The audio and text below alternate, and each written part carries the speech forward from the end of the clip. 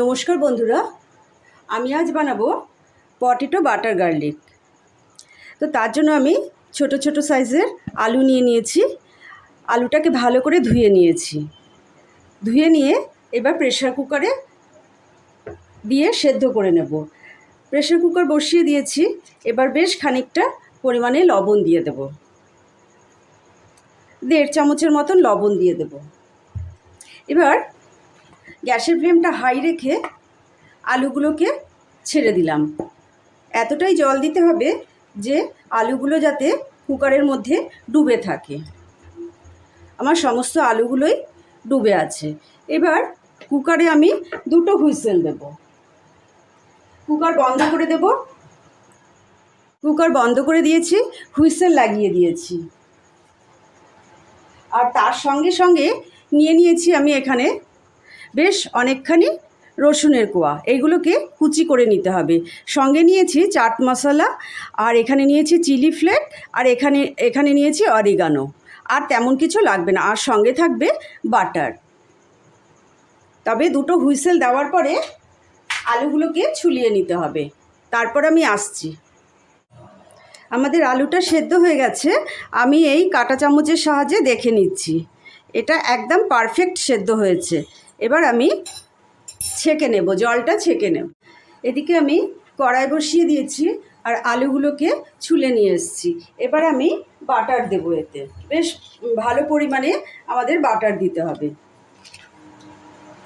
এই 1 টুকরো দিয়ে দিলাম। আঁচটাকে কিন্তু একটু লো ফ্লেমে রাখতে হবে এই সময়।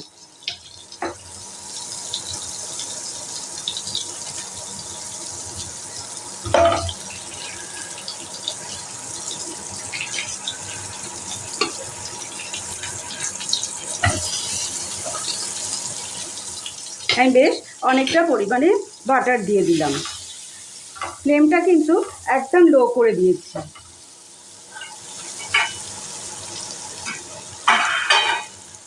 এবার এর মধ্যে সামান্য একটু সাদা জিরা দিয়ে দিলাম।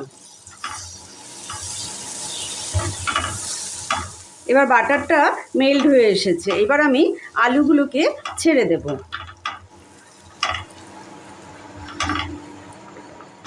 সমস্ত আলুগুলোকে ছেড়ে দিলাম। এবার আমি মিডিয়াম টু লো ফ্লেম করে এবার আলুগুলোকে আমি ভাজবো।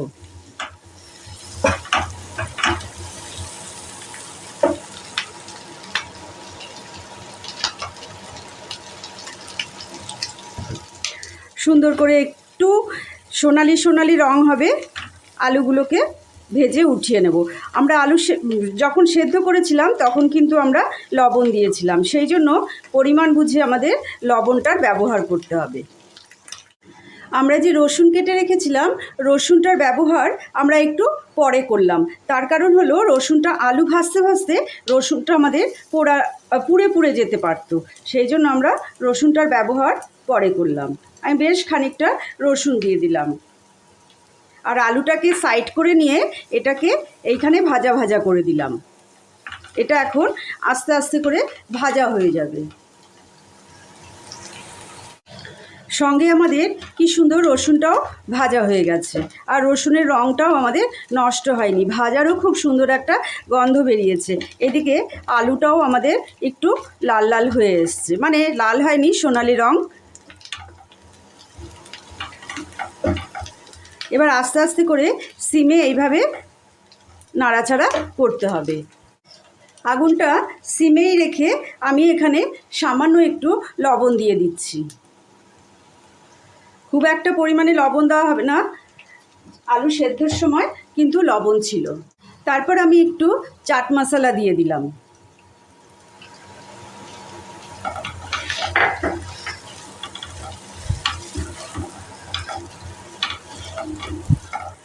এখানে আমি ঝাল আর কোনো কিছু ব্যবহার করব না। আমি যেহেতু এখানে আমি চিলি ফ্লেক দিয়েছি। আপনারা ইচ্ছে করলে দিতে পারেন, গোলমরিচের গুঁড়ো দিতে পারেন। আমি আর এতে ব্যবহার করব না। আপনারা চাইলে এখানে একটু চিনিরও ব্যবহার করতে পারেন। আমি সামান্য পরিমাণে একটু চিনির ব্যবহার করলাম। তাহলে আলুর রঙটা খুব সুন্দর আসবে। এই কড়াইটাকে আমি আরেকটা পাশে দিয়ে দিলাম আর এইখানে আমি একটা সস রেডি করব।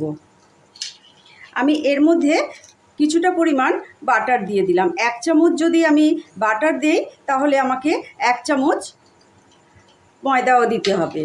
আমি 1 চামচের মতন বাটার দিয়ে দিয়েছি। এটা একটু মেল্ট হোক। বাটারটা অনেকটা মেল্ট হয়ে এসছে। এটাও কিন্তু লো ফ্লেমে হবে, সম্পূর্ণ রান্নাটাই কিন্তু লো ফ্লেমে হবে। আমার চ্যানেলের রান্নাগুলো যদি ভালো লাগে তাহলে অবশ্যই লাইক, শেয়ার, কমেন্ট, সাবস্ক্রাইব অবশ্যই করবেন, তাহলে নোটিফিকেশান সবার আগে আপনাদের কাছে পৌঁছে যাবে। আমার বাটারটা মেল্ট হয়ে এসছে। আমি 1 চামচ ময়দা নিয়ে নিয়েছি। এই ময়দাটাকে এর মধ্যে দিয়ে দিলাম। ময়দাটা একটা কোটিংয়ের কাজ করবে এই আলুটার মধ্যে। ময়দাটা তখনই নামাতে হবে যখন এটার মধ্যে একটা ক্রিমি একটা স্ট্রাকচার এসে যাবে, তখনই কিন্তু ময়দাটা নামাবেন।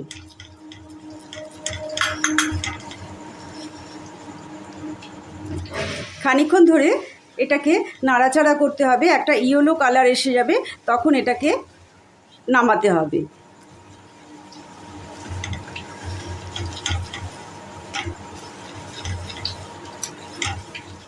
আমাদের ময়দাটা দেখুন অনেকটা পাতলা হয়ে এসছে, তার মানে আমাদের ময়দাটা হয়ে এসছে।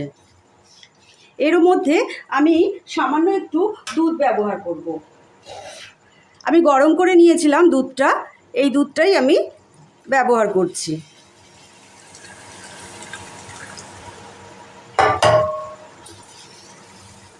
এটা একটা সস তৈরি হলো।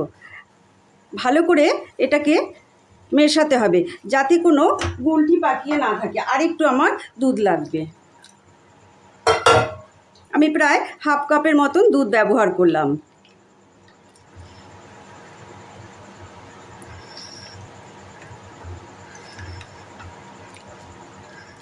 এইভাবে নাড়িয়ে যেতে হবে। আমাদের এটা কিন্তু হয়ে গেছে। এবার আমি এটাকে সরিয়ে দিলাম।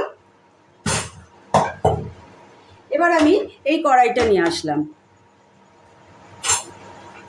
আমি যে এখানে সসটা রেডি করেছিলাম, সসটাকে আমি সম্পূর্ণ এই কড়াইটার মধ্যে ঢেলে দিলাম।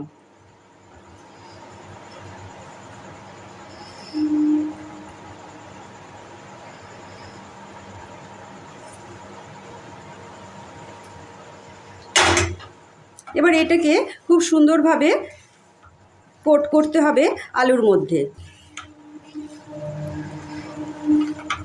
একদম শুকিয়ে ফেলতে হবে।